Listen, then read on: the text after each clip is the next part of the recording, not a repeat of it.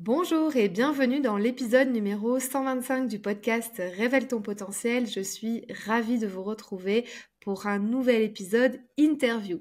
Interview que j'ai réalisé avec Julien, l'expert en vente et en closing. Il forme aujourd'hui les commerciaux, les équipes de dirigeants à être plus performants dans leur technique de vente et dans leur technique aussi de closing. Il n'utilise pas tellement le mot closing, il préfère le mot vente. Comment apprendre à aimer la vente? Il va nous parler de ça tout au long de l'épisode de podcast, puisque nous avons très vite parlé de la croyance autour de la vente, de je n'aime pas la vente, je n'aime pas vendre. Il se passe tout un tas de choses autour de cette croyance-là. Il faut aller creuser ce qui se passe chez la personne qui nous donne cette croyance, cette objection, pourquoi on n'aime pas la vente, quelle est l'origine de cette croyance, à quoi cela renvoie. Bref, on a parlé vraiment de tout ça. On a aussi retracé, bien évidemment, vous vous en doutez, son parcours, comment il en est arrivé là. Et il nous a donné vraiment des tips concrets pour passer à l'action, pour être plus performant. Et on a vraiment échangé de façon authentique et comme si on était tous les deux en appel sur ce sujet-là. Je lui ai partagé aussi mes questionnements à moi, personnel, autour de ce sujet-là et notamment des appels de closing quand j'ai l'occasion d'en faire. J'espère que cet épisode vous plaira. Vous pouvez nous laisser un petit mot sur les réseaux sociaux pour nous dire comment vous avez trouvé cet épisode. Je vous laisse avec l'interview de Julien et je vous souhaite une belle écoute.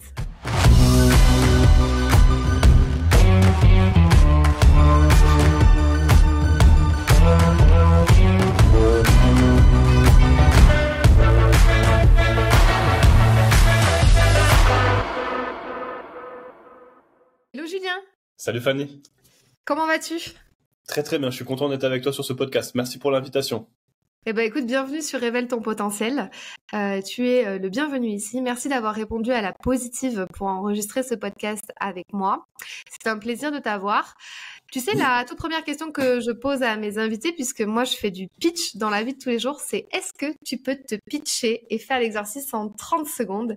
Qui es-tu et que fais-tu? J'accompagne les dirigeants et chefs d'entreprise à monter en compétences leurs commerciaux.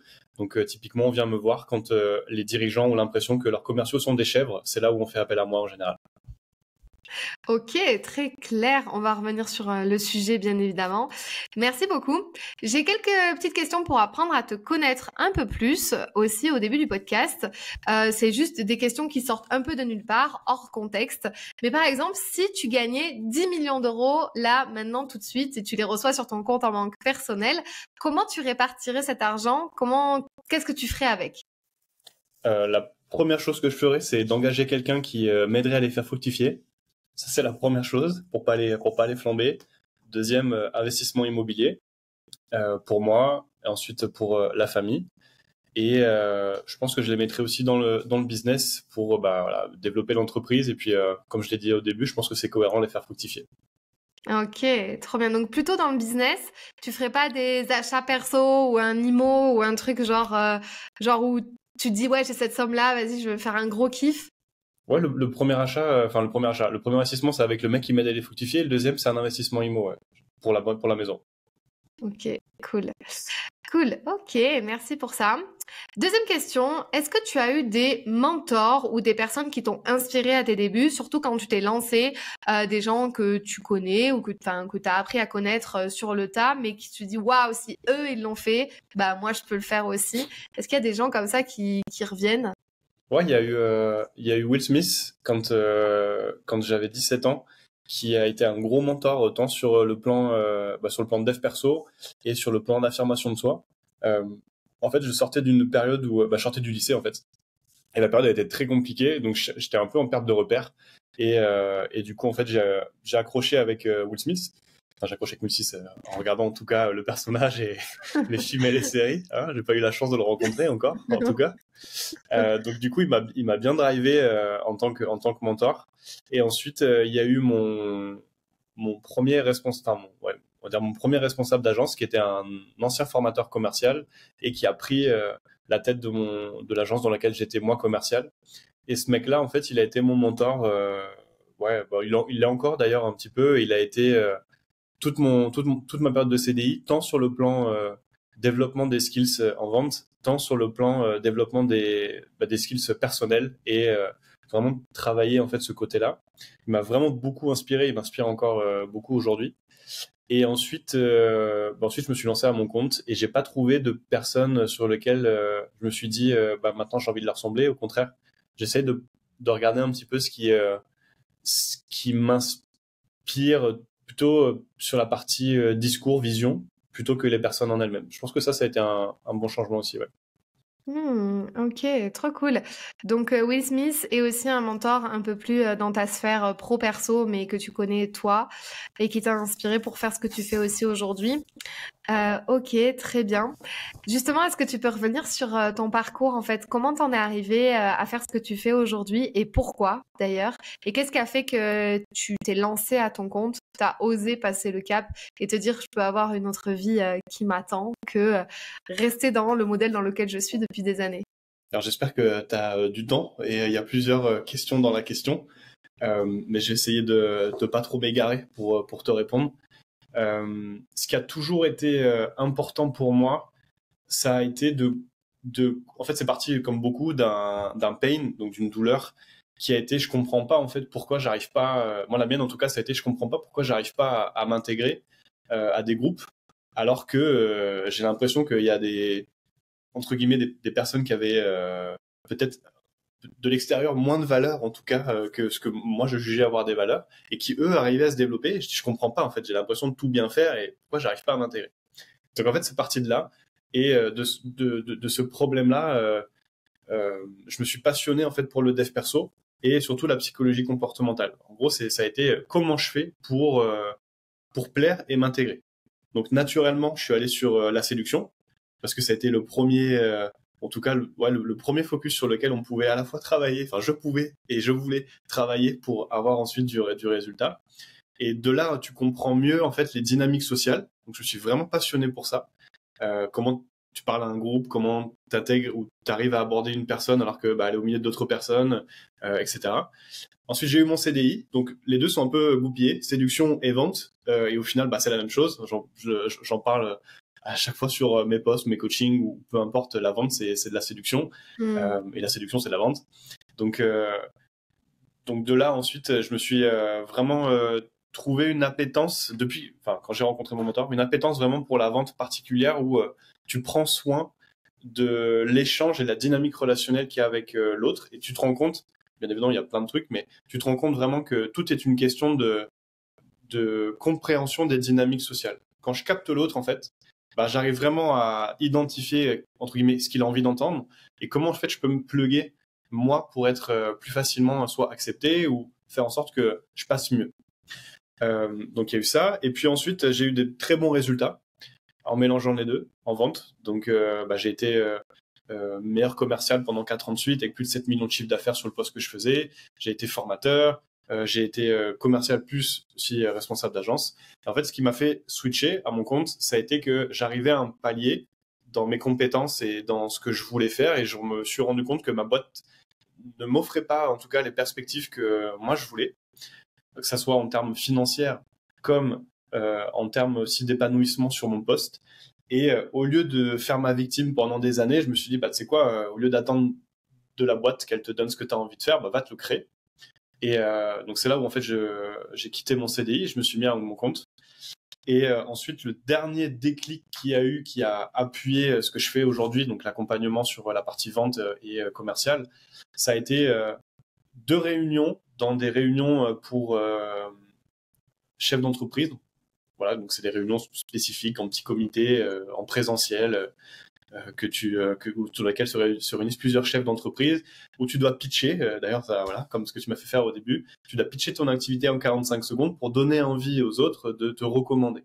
Et en fait, les gens étaient tellement catastrophiques sur leur manière de se présenter, et ça donnait vraiment pas envie, en fait. Et moi, à côté, où j'avais, du coup, plusieurs années déjà de commercial, en fait, tu te rends compte, tu te dis, putain, mais c'est pas possible, en fait, que tu vendes ton activité comme ça. En fait, tu peux pas, c'est pas possible, quoi.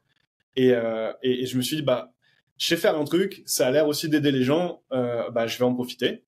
Et de là, ensuite, ma carrière d'entrepreneur dans la vente à commencer à se faire.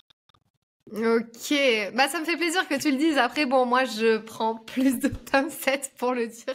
Je suis pas aussi trash en disant tu peux pas te présenter de cette manière. Ah ouais, si, il faut leur dire.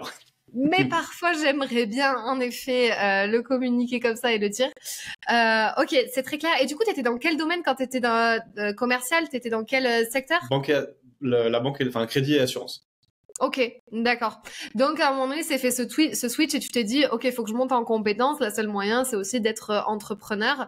Ok, et t'as commencé par quoi? C'était quoi ton business model à accompagner des gens en one-one? Comment t'as commencé à tes débuts et comment t'as évolué aujourd'hui? Dès le début, en fait, j'ai commencé à proposer des petits ateliers. Donc moi, j'habite à Bordeaux et en fait, c'était des ateliers en présentiel pour entrepreneurs. Et en fait, l'idée de ces petits ateliers, je me rappelle, le premier atelier, il était à 20 euros pour 1 heure et demie. Donc voilà, tous les coachs business en PLS.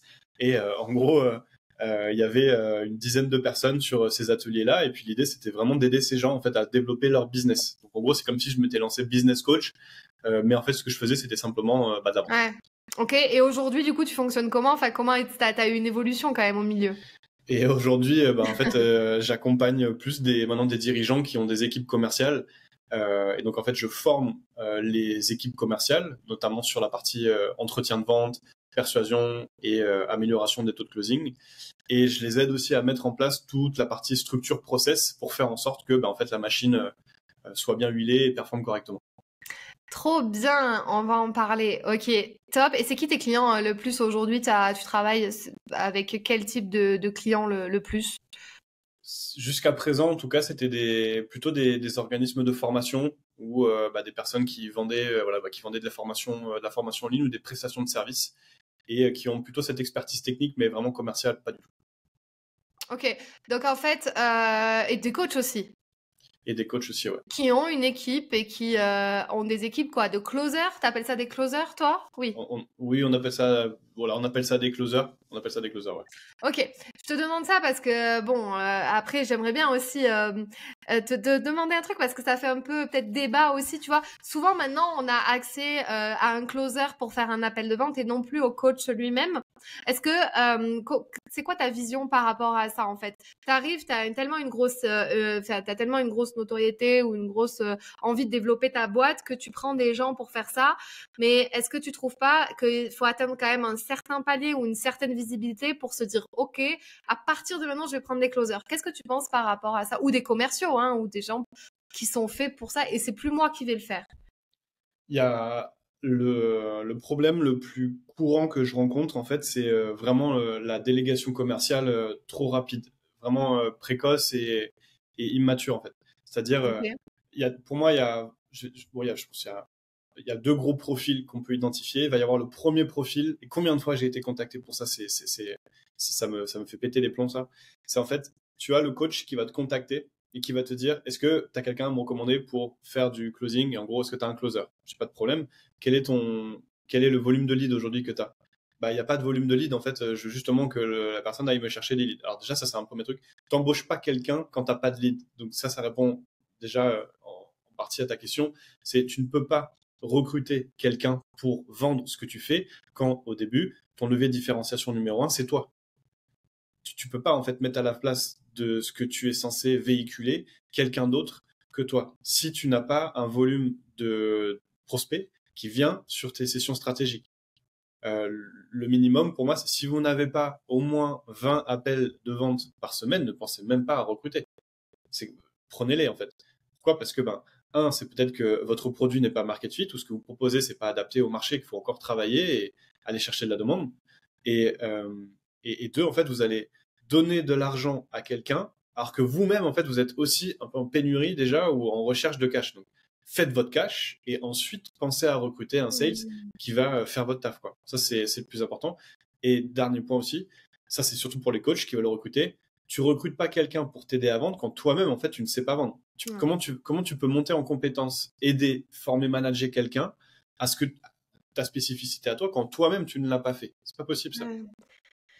Ok, d'accord. Ah ouais, ça c'est très clair. Et en plus, c'est très bien. Tu dis 20 appels de vente. Tant qu'on n'a pas atteint ça sert à rien de non plus déléguer trop cette partie. Et tu trouves pas que, parce que parfois ce que je vois, c'est que ça peut entretenir un peu le mystère autour du coach ou du mentor ou de cette personne-là, en mode, ben en fait, on a accès à lui que quand on est dans le programme, en fait, tu vois, et non pas avant. Et avant, on peut même pas lui parler, on sait même pas, tu vois. Donc, tu trouves pas que ça donne un effet quand même un peu, enfin, je sais pas, alléchant, un peu mystère, un peu attraction, ou ça peut carrément faire l'inverse? Qu'est-ce que t'en penses, toi? Ça peut faire l'inverse dans le sens où tu as les prospects qui vont être déçus. Ah bah j'aurais bien aimé que ça soit X au téléphone. Bah ouais, Et bon, c'est un peu dommage. Donc bon, ça retombe un peu. Pour autant, ensuite, donc c'est là où c'est important. Si le closer ou le sales fait le taf correctement, en fait, derrière l'entretien de vente va justement susciter en fait la curiosité et donner encore plus envie à la personne normalement de rentrer dans le programme. Mais mettre un closer pour activer ce biais-là, bah, faut redescendre un peu dans l'ego et arrêter un peu son bullshit, quoi. ok, yes, ça fait sens.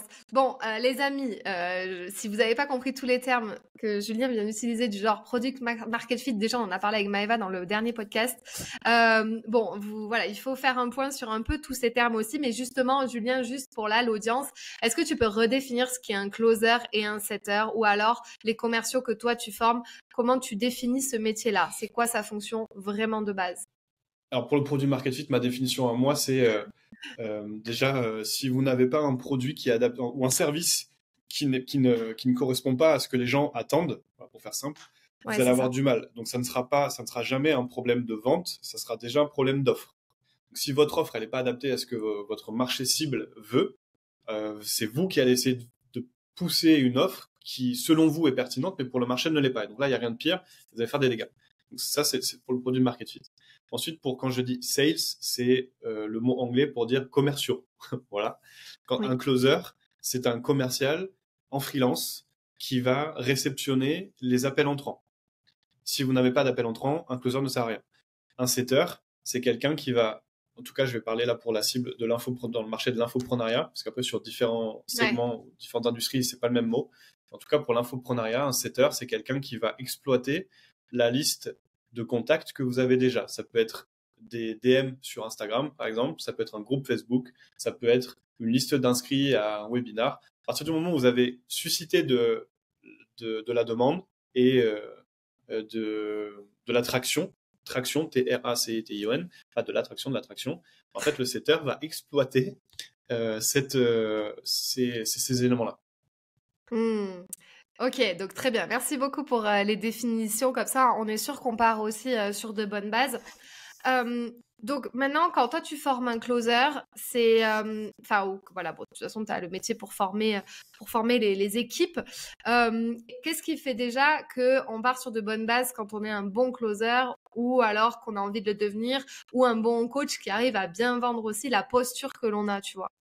Le premier point pour tous ceux qui écoutent ton podcast, c'est je voudrais surtout pas qu'il y ait des coachs qui écoutent et qui se disent bon bah moi je suis pas closer donc ça m'intéresse pas. C'est la pire erreur. Une bonne vente et donc entre guillemets un bon closing, mais tu m'entendras de moins en moins utiliser ce mot-là parce que je suis plus aligné sur certaines choses, donc on parlera de vente.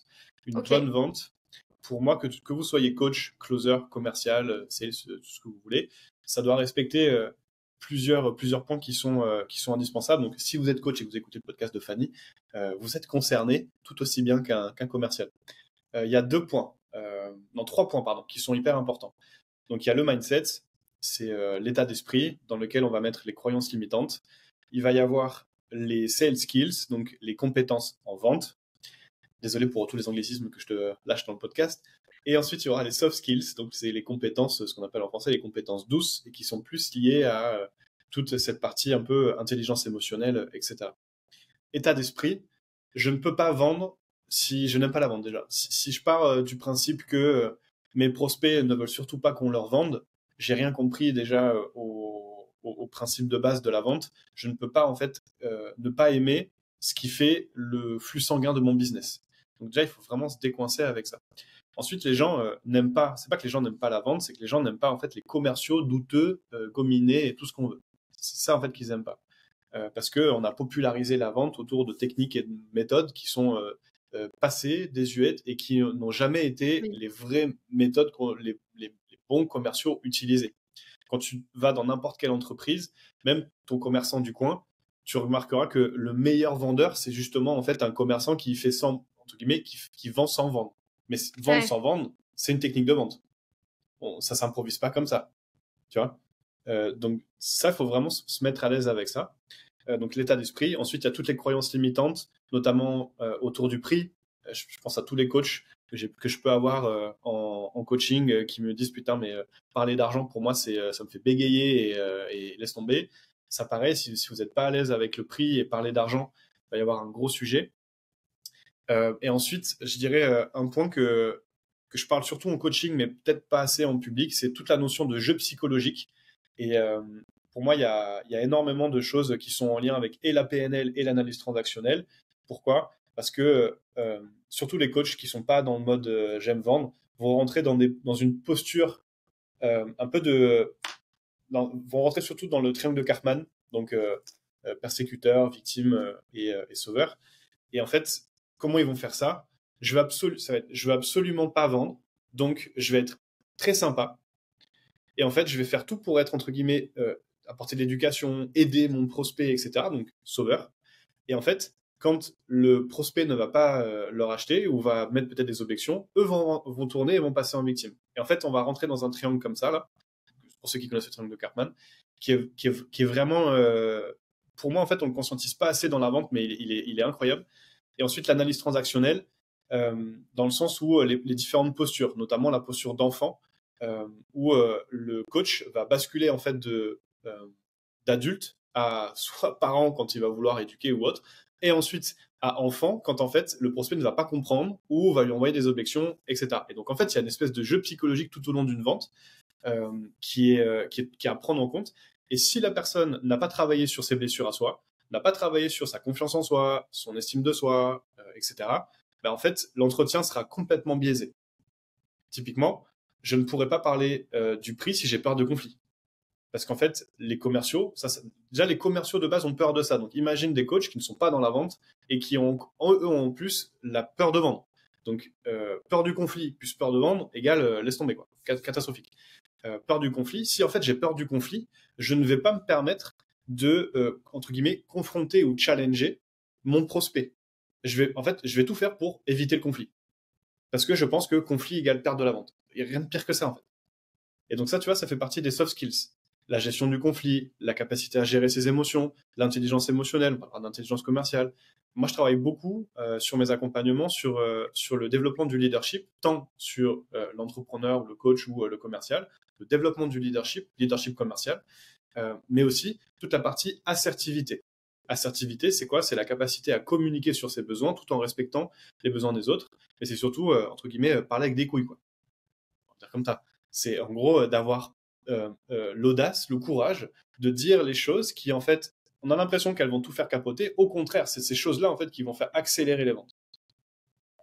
Et ensuite, la partie compétences commerciales, donc technique de vente. Pour moi, quand vous maîtrisez le mindset, quand vous avez développé les bons soft skills, les techniques de vente, elles représentent plus que 20% en fait de votre vente. Parce que ça va être les bonnes questions, ça va être anticiper les objections, etc. Mais tout, pour moi, une bonne vente, elle se fait d'abord en fait dans ce que je dégage, dans la posture, dans ma certitude, et ensuite, bien évidemment, sur comment je fais pour quand même dérouler un bon entretien en respectant certains checkpoints importants. Ok, c'est trop ouf tout ce que tu as dit. Déjà, là, on a vachement de valeur. Et en fait, je te rejoins à 100 000 % et je suis très contente d'avoir posé cette question. En fait, c'est pareil pour moi avec le pitch, tu vois. Je fais une grosse partie dans tous mes séminaires, dans toutes mes masterclass sur le mindset à avoir. Parce que ça sert à rien d'avoir un super pitch comme toi à la fin. Finalement, ça représente que 20% du travail, la structure du pitch.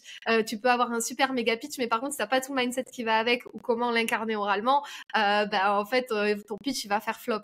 Donc vraiment, je pense que c'est ça dans beaucoup de choses aussi, c'est pareil pour ton offre, etc. Donc je suis vraiment très très contente que tu aies dit ça. Maintenant, tu nous parles de comment dégommer une croyance. Enfin, c'est la question que j'ai envie de te poser. Comment dégommer la croyance, justement? Tu vas dire, on prend celle que tu viens de dire. Je n'aime pas la vente. T'as quelqu'un qui te dit, j'aime pas la vente, j'aime pas vendre. Alors, c'est vrai que tu nous as dit au début, du genre, ouais, à un moment donné, faut que tu aies du chiffre d'affaires dans ton entreprise aussi. Mais tu sais, moi, c'est l'objection que j'ai très, très souvent aussi chez mes clientes qui n'aiment pas se vendre, parler d'elles, parler de leurs services, se pitcher, se mettre en avant. Comment tu fais, toi, pour réajuster cette croyance, la dégommer, la changer, la transformer? Est-ce que tu passes par du coaching, de la PNL? Du coup, si c'est la question, c'est comment je traite la croyance. Ouais. Déjà, c'est le pourquoi. Genre, c'est quoi l'origine. Et là, il y a 2 niveaux. Il y a l'origine un peu, j'allais dire culturelle, mais c'est genre que tout le monde en fait en voit, donc c'est pas le discours de la personne. Bah, genre, les vendeurs, c'est tous des escrocs, moi je veux surtout pas Ah oui. arnaquer, blablabla. Donc, bon, déjà, je fais déballer toute la couche là de bullshit Ah de ouais. la personne. Et ensuite, je vais vraiment questionner la personne sur, en fait, à quoi ça te renvoie. Ça représente quoi, en fait, pour toi, la vente? Qu'est-ce qui te dérange là-dedans, à toi personnellement? Et donc ensuite, c'est plus là le ressenti interne de la personne que cette personne-là va essayer d'éviter. D'accord. Bien souvent, c'est je veux pas que mes clients me voient comme ça, j'ai peur que, etc. Donc c'est souvent des peurs. Tu vas chercher la peur. Ok. Ensuite, c'est de la dépolarisation, c'est-à-dire transformer un paradigme négatif en opportunité de croissance. Ok. Euh, donc là, du coup, bien sûr, c'est comme dans la vente, c'est le principe d'une bonne vente, c'est que ça vienne de la personne et pas que ça soit toi qui pousse. D'ailleurs, c'est ça la différence entre un bon et un mauvais vendeur. Un mauvais vendeur va appliquer de la pression externe et un bon vendeur va faire en sorte que ce soit le prospect qui se choisisse, qui choisisse de lui-même. Et en gros, tu vas simplement, tu vas poser les bonnes questions.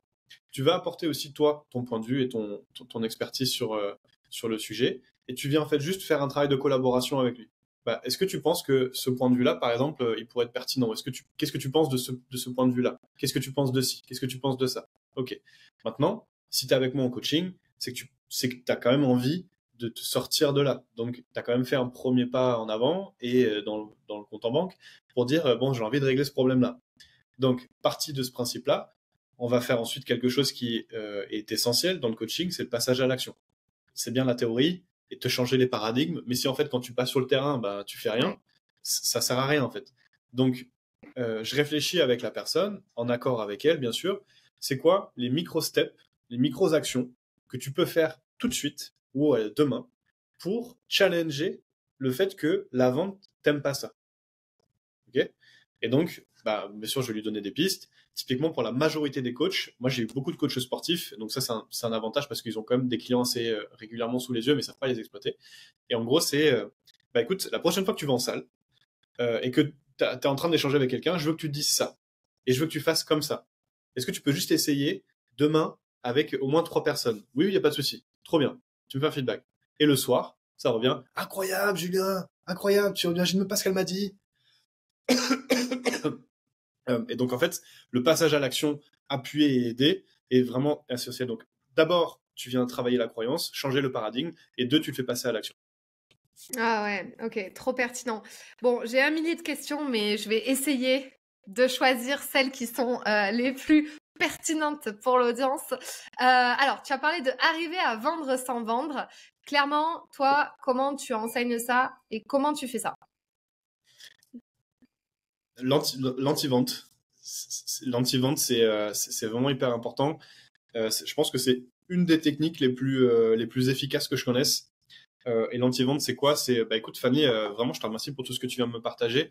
Mais il y a un point qui me dérange, c'est que tu m'as dit qu'aujourd'hui, c'était pas forcément une priorité et qu'en plus, bah, ton conjoint, par exemple, n'était pas d'accord avec le fait d'investir dans cet accompagnement-là. Et par expérience, les personnes qui me disent que c'est pas une priorité et dont le conjoint, en fait, est pas d'accord, ça va rarement au bout. Et honnêtement, je préfère qu'on arrête là. Si vraiment, genre, c'est pas une priorité, que t'as pas envie d'aller de l'avant, j'ai pas envie de te faire perdre du temps et qu'on parte sur quelque chose. Et en fait, derrière, ben, on sait très bien que ça sera soit bloqué par le conjoint, soit bloqué parce que bah, il y a d'autres choses qui sont plus prioritaires. À ce moment-là, autant qu'on s'appelle quand c'est prioritaire. Ah ouais, Et donc, du coup, en fait, je mets zéro pression sur j'ai vraiment pas envie de vendre. Et en fait, je mets du focus sur c'est important pour moi que tu fasses les choses au bon moment pour toi. Et quitte à ce ouais, que moi, en fait, je perde ma vente, le message qui est envoyé, c'est, putain, il a vraiment pas envie de me vendre, quoi. Il y a ouais. des, il y a eu un call aussi qui m'avait marqué. Alors, moi, de mon côté, après, j'en ai plein avec d'autres closers, mais, parce qu'en fait, j'ai accompagné cette personne-là juste après. Et en fait, il me dit, euh, sur l'appel, il était très nonchalant et il avait un non-verbal et une tonalité qui te laissait penser que, bah, en fait, c'était pas le bon moment ou il était pas prêt, tu vois. Ça faisait 15 minutes déjà qu'on échangeait. Et en général, moi, ma fenêtre de tir pour dire si oui ou non on va plus loin sur l'appel, c'est 15-20 minutes.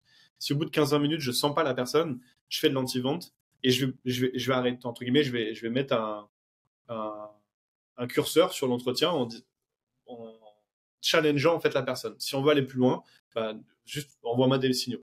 15-20 minutes, sinon je vais pas plus loin. Et, euh, et en gros, donc je fais mon anti-vente. Et du coup, il y a un déclic de son côté. Et revirement total en fait de l'échange. En fait, c'est lui-même qui est venu se vendre ensuite. Je lui dis non, mais en fait, moi je pose ces questions, mais c'est hyper important pour moi. Puis franchement, avec ce que tu proposes, ça a l'air trop bien, mais c'est juste que j'ai peur. En fait, je veux savoir si c'est bon moment. Et genre, en fait, il te balance toutes les peurs et les objections, juste parce que toi, t'as entre guillemets relâché la corde. Tu vois, tu as dit, tu sais quoi, c'est pas le bon moment, c'est pas grave. En fait, et voilà.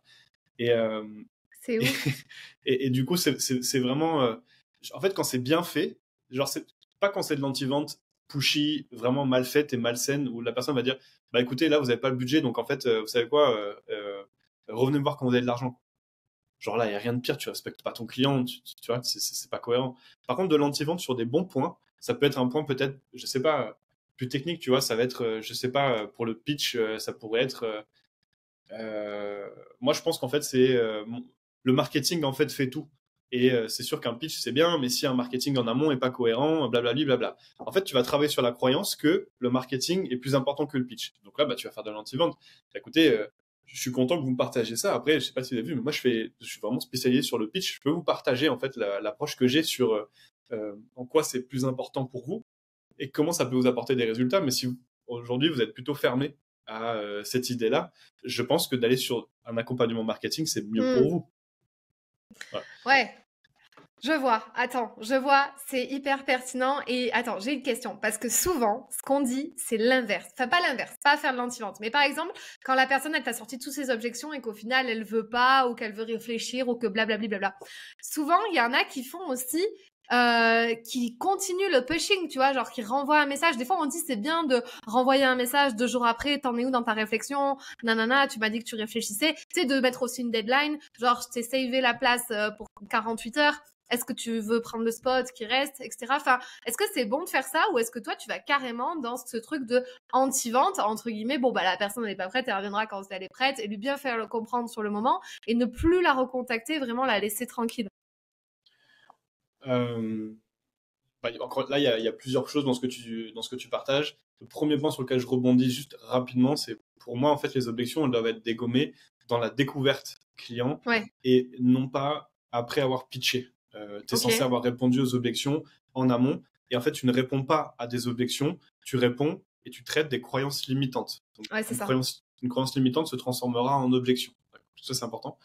Ensuite, pour le follow-up, donc ça c'est un vrai enjeu, c'est un vrai enjeu commercial pour tout le monde, même pour les solopreneurs et les freelances, mais aussi pour les Oui. dirigeants, etc. C'est un vrai enjeu. Euh, Ton follow-up, tu es censé le faire sur de la valeur, pas sur une relance genre est-ce que tu as pris ta décision.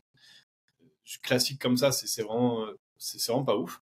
Par contre, tu es censé avoir terminé ton entretien en te disant, bah, par exemple, sur une échelle de 1 à 3, cette personne-là, je la mets à 0. Donc, elle, vraiment, je la sens pas qualifiée. Bah, typiquement, je vais pas faire de follow-up. Ou si je fais un follow-up, ça va être la semaine suivante, en mode vraiment détente et juste un peu rien à perdre, quoi, tu vois. Par contre, si je sens que c'est un lead qui est qualifié pour moi, qui est qualifié sur la demande également, et que de son côté, ben, mes indicateurs de qualité, entre guillemets, sont réunis, là, je vais ne pas hésiter à relancer. Salut Fanny, on a échangé ensemble hier sur le pitch et du coup, bah, on a échangé sur mon programme d'accompagnement. Tiens, je te sors une vidéo d'une personne qui a fait un super pitch. En fait, quand j'ai vu la vidéo, j'ai tout de suite pensé à toi. Tu me diras ce que tu en penses et puis bah, n'hésite pas à revenir vers moi aussi par rapport à ce qu'on s'était dit. Ah ouais, Tu vois, ok. genre, ça, enfin, pour moi, c'est un bon follow-up parce que je Full t'apporte de la valeur, ouais. valeur. Je t'apporte de la valeur et je suis pas relou, en fait, dans ma manière Mm. d'insister. Et en plus, de deux, enfin, de trois même, je te montre que j'ai écouté ce que tu m'avais dit et que je me rappelle de mon entretien, tu Ouais. vois. Voilà. Mais on dit souvent quand c'est mort quoi. Genre la personne tu peux revenir après, genre ça y est, soit elle est trop réchauffée entre guillemets, tu vois, elle a eu le temps de revenir dans ses croyances, de revenir dans ses habitudes et de passer à autre chose. Et donc c'est un peu dead dans tous les cas. Qu'est-ce que t'en penses? Est-ce que tu penses que c'est quand même possible d'arriver à travailler avec une personne? Elle a peut-être un déclic un autre jour ou si vraiment on s'est loupé, c'est mort pour le reste quoi. Bah, en fait, un follow-up et donc une relance ou même un après-call est hyper dépendant de l'entretien en lui-même. Si mon Ouais. entretien est bâclé, en fait, c'est bien de dire c'est mort, mais qu'est-ce qui te fait dire que c'est mort? Et en fait, si enfin, c'est pas sur le follow-up qu'il faut réagir. En fait, c'est sur l'entretien Ouais. en lui-même, tu vois, qu'il faut régler le problème. Donc c'est souvent là en fait que ça coince pas. Ok. Et bon, désolée, je vais pas te prendre trop de temps non plus parce qu'on a bien avancé dans le podcast. Et par exemple, dire à quelqu'un, parce que moi, c'est souvent mon cas, tu vois, des fois, j'ai des coups de cœur en appel de vente, je suis en mode, je veux trop, trop bosser avec toi, quoi. Je veux développer ton entreprise, je veux t'aider à pitcher, le projet, il est canon. Est-ce que tu vois, et parfois la personne te dit oui, mais non, financièrement, nanana, elle te sort tous les objections et toi, tu as vraiment envie de bosser avec elle. Comment tu fais pour, tu vois, rattraper, enfin, pas rattraper, mais genre lui faire comprendre que ça pourrait matcher de ouf, que les résultats vont être incroyables? Parce que, alors là, moi, j'y mets peut-être un peu trop d'émotionnel, tu vas me dire, mais je suis peut-être pas assez détachée de ça. Mais c'est vrai que j'ai tellement envie de bosser avec la personne que je vais être déçue. Ou alors, tu vois, je peux prendre pour acquis souvent le closing parce qu'il y a tellement eu un bon feeling. Comment Ça, tu ça fais arrive. toi? Ça arrive souvent parce que surtout quand t'es pas dans une dynamique ou dans une industrie commerciale où en fait t'es vraiment dans de la prestation de service, etc. C'est là où en fait l'émotionnel est le plus parlant. Et tu peux mettre la meilleure intention que tu veux. Derrière, il y aura toujours un biais quand même du côté du prospect en mode, par exemple, je sais pas si elle m'a dit ça pour me vendre. Tu vois, Ah, t'auras toujours un peu ce biais-là parce qu'en fait, t'es sur un entretien de vente. Donc, t'auras beau dire tout ce que tu veux, t'es quand même sur un entretien où tu sais qu'à la fin, tu vas demander la CB. ouais. Euh, Ensuite, le problème de l'émotionnel, c'est de se faire piéger à son propre jeu parce que du coup, en tout cas, les personnes vont s'emporter dans leur vision avec ce prospect-là. En fait, eux vont déjà être partis et vont plus entendre en fait les objections et les croyances limitantes ou les freins du prospect. Ce qui veut dire que là où en fait c'est hyper clair pour toi, que tu vas pouvoir lui dégommer toutes ses peurs et toute sa situation actuelle et l'emmener vraiment là et que toi t'en es sûr et certain, bah, en fait tu vas le faire d'une manière peut-être hyper volontaire, positive, mais de l'autre côté, si t'as pas fait ce travail entre guillemets d'écoute, de compréhension, de reformulation et d'ajuster en fait ton message sur sa problématique et ses peurs, pas au bon endroit, parce qu'il y a différents niveaux de peur, ben en fait, ça sera pas perçu et entendu de la bonne manière. Hmm. Pour moi, il y a vraiment plusieurs manières il y a plusieurs manières en fait d'appuyer sur des impacts. Tu peux avoir les impacts qui sont les plus courants, qui sont je fais de la vente sur de la douleur et en gros, je vais aller pointer du doigt les problématiques, les impacts négatifs, etc. Ou alors, ça c'est moins fait, ou alors c'est mal fait parce que c'est souvent trop dans l'émotionnel justement. C'est le closing par la vision. Et en gros, je match tellement ta situation actuelle avec la vision vers laquelle je vais t'emporter qu'en fait, t'as juste qu'une envie de dire, mais vas-y, prends ma CB, en fait, et viens, on y va tout de suite, quoi. Et s'il n'y a pas ça, c'est que la vision, elle n'a pas été assez bonne et que on l'a fait d'un point de vue vraiment avec notre cœur à nous, mais on l'a pas fait, en fait, rentrer dans le monde de l'autre personne. Et ça, c'est le problème de l'émotionnel. Si on se fait emporter trop vite et qu'on n'a pas pris les bons leviers, les bons freins, ben, du coup, en fait, on n'arrive pas à matcher notre vision avec sa vision à lui. Je suis d'accord, ouais, ok, trop clair, trop cool. Merci beaucoup, Julien, pour tous ces partages. Je sais que tu es retenu par le temps, mais en tout cas, je trouve que là, on a eu une espèce de mini masterclass hyper full valeur, pertinente, pleine de pépites là, direct. Juste une petite question pour toi, personnelle, et après, je te pose encore une question pour terminer le podcast. Quels sont tes objectifs à toi en termes de développement, de structure? T'en es où? Est-ce que tu as une équipe avec toi? Comment tu vois les choses pour 2024? C'est vraiment toi en tant qu'entrepreneur. C'est quoi tes objectifs et ta vision? En fait, je suis passé par plusieurs phases. Donc là, tu me prends en février 2024 où je suis justement en train de retravailler le business model et la manière dont j'ai envie d'avancer. J'ai été solo, j'ai eu une équipe et là aujourd'hui, je suis en phase de reconquête de la vision. Parce que ce qui compte pour moi, c'est vraiment cette passion de la vente et de montrer en fait à quel point la vente elle est transformatrice tant pour un business, tant pour une personne. Donc j'ai vraiment envie de porter ce message-là. Je ne sais pas encore comment 2024 va tourner. J'ai plusieurs verticales aujourd'hui que j'adresse en termes de business.